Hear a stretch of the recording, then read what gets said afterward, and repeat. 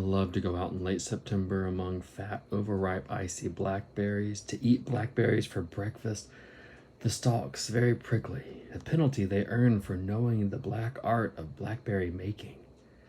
And as I stand among them, lifting the stalks to my mouth, the ripest berries fall almost unbidden to my tongue, as words sometimes do, certain peculiar words like strengths or squinched.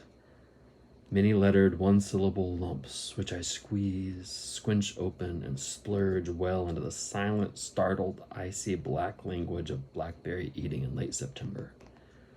Blackberry Eating by Galway, Kinnell.